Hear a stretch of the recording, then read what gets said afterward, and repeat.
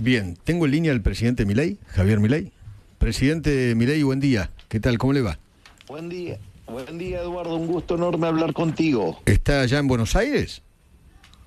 No, estoy en Praga, estoy en República Claro, Checa. en República Checa. Bueno, ¿me puede hacer un balance de su viaje hasta ahora?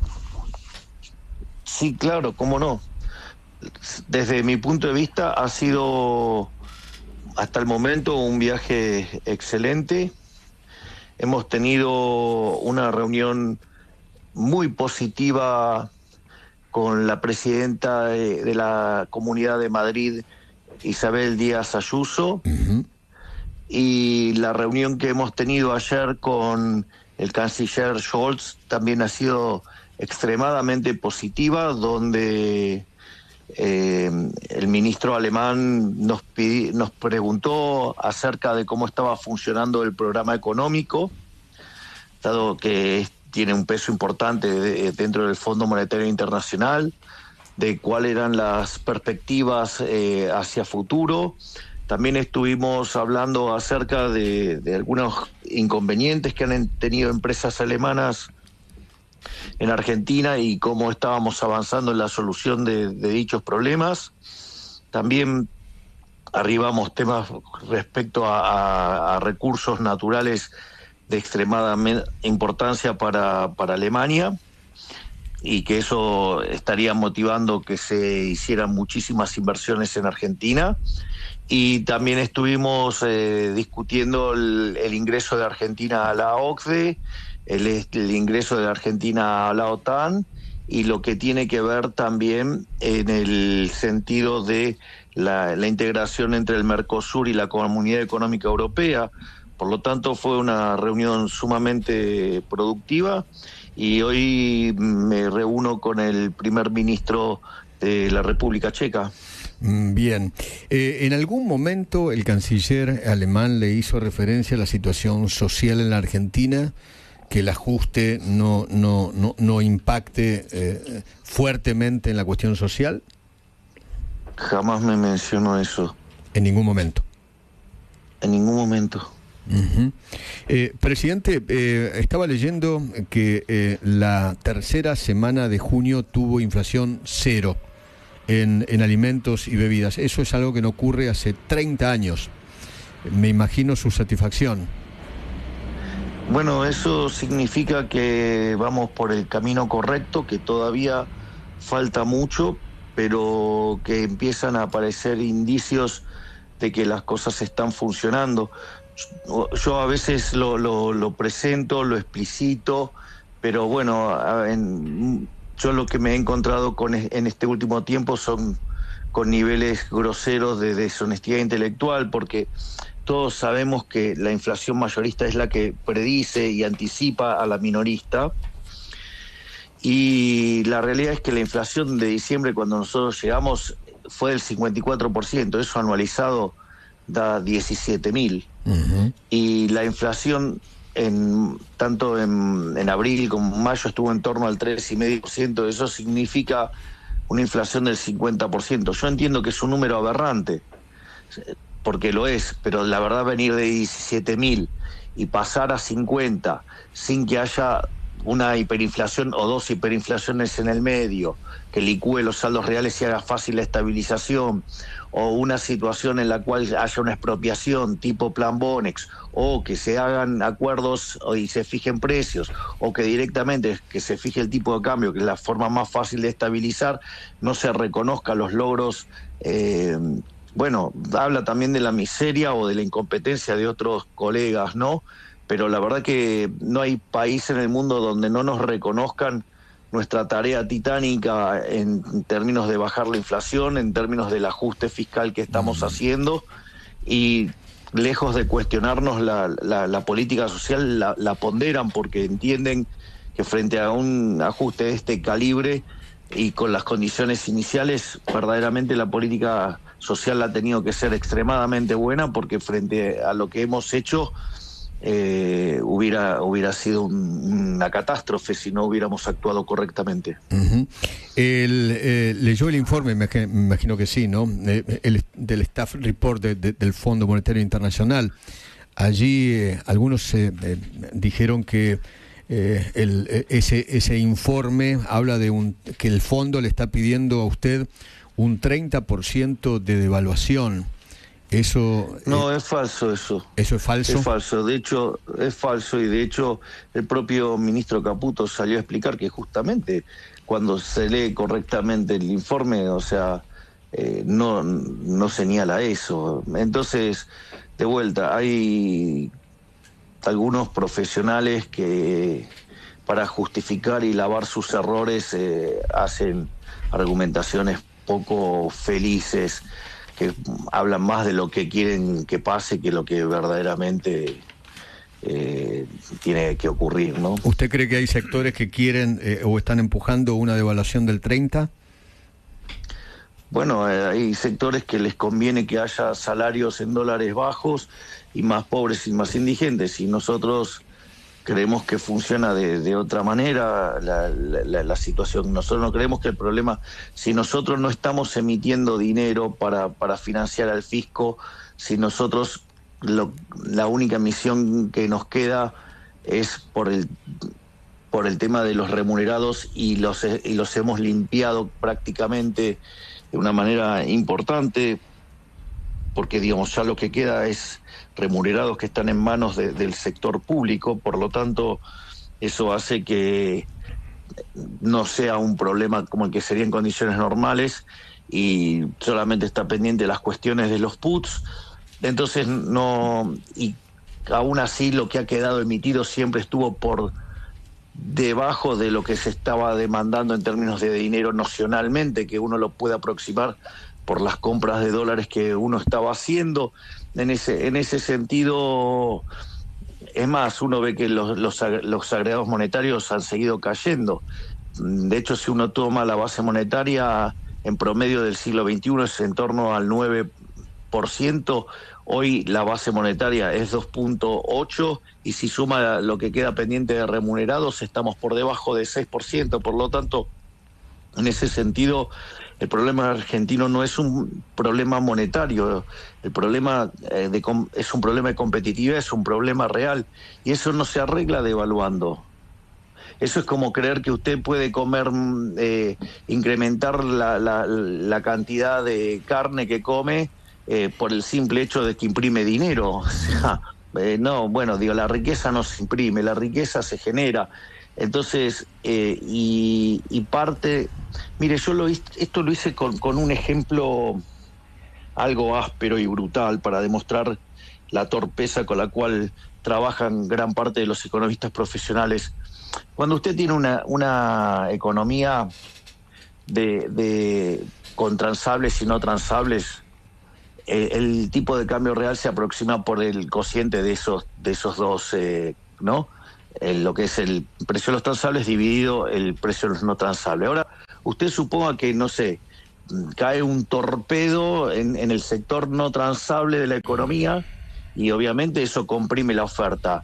A la misma demanda, ¿usted qué va a tener? Que va a subir el precio de los no transables, ¿sí o no? Sí. Digo, es normal. Bueno, entonces uno de estos imbéciles le diría que el tipo de cambio se apreció, y en realidad usted tiene el funcionamiento de un sistema de equilibrio general que le está marcando el sistema de precios, que usted tiene que ir a invertir al sector no transable porque hay un exceso de demanda.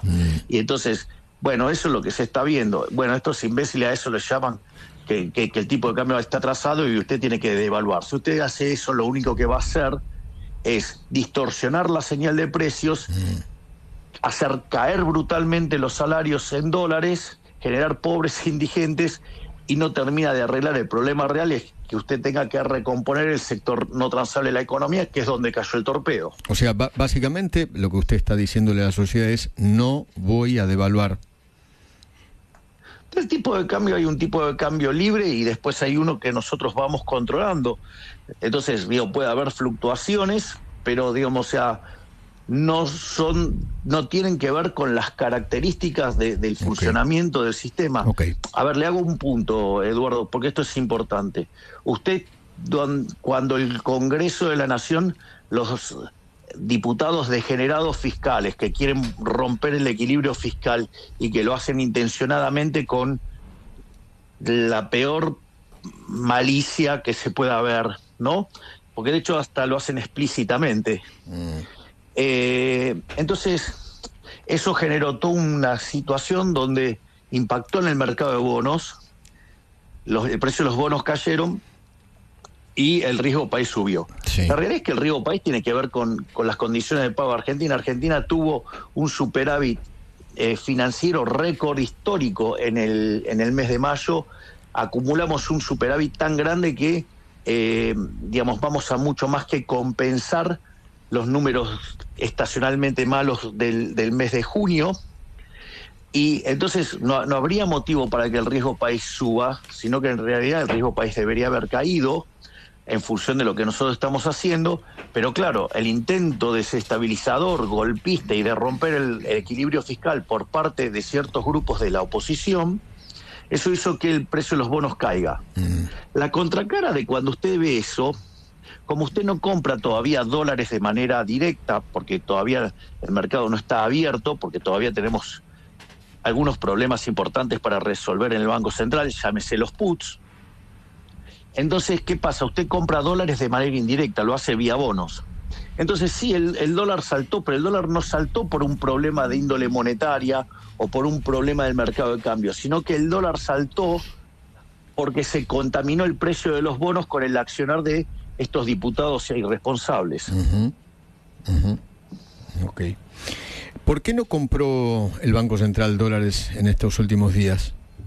¿Por qué no puede acumular el Banco reservas? Central te cuento, esto también es parte de la deshonestidad intelectual de los economistas. Yo sinceramente ya no sé si son troncos o son deshonestos intelectualmente o las dos cosas. Usted, cuando tiene tipo de cambio fijo, ¿usted qué tiene? Fluctuación de cantidades, ¿sí? Sí. O sea, cuando usted fija un precio, la contracara es que lo que fluctúan son las cantidades. Entonces, ¿qué es lo que pasa? Nosotros tenemos una suerte de pauta cambiaria, ¿no? Todos los meses nosotros tenemos un crawling peg de 2% mensual. Pero entonces opera como si fuera un tipo de cambio fijo, en algún sentido. Porque, está dada la pauta esa. Entonces, ¿qué es lo que sucede? Lo que fluctúan son las cantidades, y Argentina tiene estacionalidad en el comercio exterior. Entonces, el tercer trimestre del año, Argentina pierde naturalmente divisas. O sea, de hecho, las que están planteadas es que Argentina debería perder en el tercer trimestre 2.000 millones de dólares. De hecho, nosotros estamos sobrecumplidos, con lo cual tenemos para perder más de 3.000 millones de dólares. Casi que le diría que es parte de un resultado natural de la estacionalidad del mercado de cambios. Presidente Guillermo Laborde, un gusto saludarlo, ¿cómo anda? ¿Qué tal, Willy? Un gusto enorme hablar contigo. Igualmente, presidente. La hoja de ruta en materia económica es, sobre todo, atendiendo a, como usted dijo, presidente, de levantar el cepo lo más rápido que se pueda, siempre dentro de determinadas condiciones. ¿Es acuerdo con el fondo y después levantamiento del cepo? ¿Vendría a ser así la hoja de ruta? No, el levantamiento del cepo tiene que ver con terminar de sanear el balance del Banco Central. Okay. Terminar de sanear el balance del Banco Central es exterminar todos los mecanismos por los cuales se emitía dinero. ¿Y eso cuándo lo calcula usted? ¿Y eso cuándo lo calcula usted? El tiempo es de Dios. A ver, claro, si no les estoy mintiendo, okay. Si les digo, porque ¿qué es lo que pasa? A ver, porque voy a dar estas explicaciones. A ver, nosotros eliminamos la cuestión fiscal, ¿sí? Sí. Ahora tenemos superávit, de hecho el fisco absorbe pesos. Eso por un lado. Por otro lado, en la cuestión financiera, que era donde se generaba el déficit fiscal cuasi fiscal de 10 puntos del PBI, sí. Eso nosotros, con todo lo que es el traspaso de deuda de pesos del central al tesoro, eso está prácticamente eliminado. La mayor parte de lo que queda ya está en bancos públicos, pero hay un problema muy delicado, que es el problema de los puts. Y esto me parece que vale la pena mencionarlo para mostrar la irresponsabilidad y perversidad del gobierno anterior. Porque el gobierno anterior, frente a la situación de que tenía déficit fiscal, fue a buscar financiamiento al sistema financiero local. el sistema financiero local, los bancos no querían prestarle al fisco, al tesoro. Ellos estaban dispuestos a prestarle al Banco Central, que es un mejor pagador en principio, supongamos. Sí. Entonces, ¿qué es lo que sucede? En ese contexto, para que no se quedara reflejado en la hoja de balance del Banco Central, se le entregó unos puts, pero que estaban para ser ejercidos. Entonces, ¿qué es lo que pasa? En el balance del Banco Central solamente figura el valor del put, que es un número muy inferior al valor de la obligación. Pero esa obligación está on the money, o sea, eso está para ser ejercido. Sí, es emisión potencial de pesos, digamos, ¿no? Del riesgo, ¿no? Claro, pero estamos hablando de 4 puntos del PBI. Tremendo. Entonces, y eso, digamos, por eso también no solo es responsabilidad, sí, del gobierno anterior y del Banco Central anterior, sino también de algún técnico del Fondo Monetario Internacional que avaló esto, o que hizo la vista gorda con esto. Por ejemplo, ¿quién? Bueno, digamos, algún técnico del Fondo Monetario Internacional que pueda tener vínculos con el Foro de San Pablo. ¿Quién?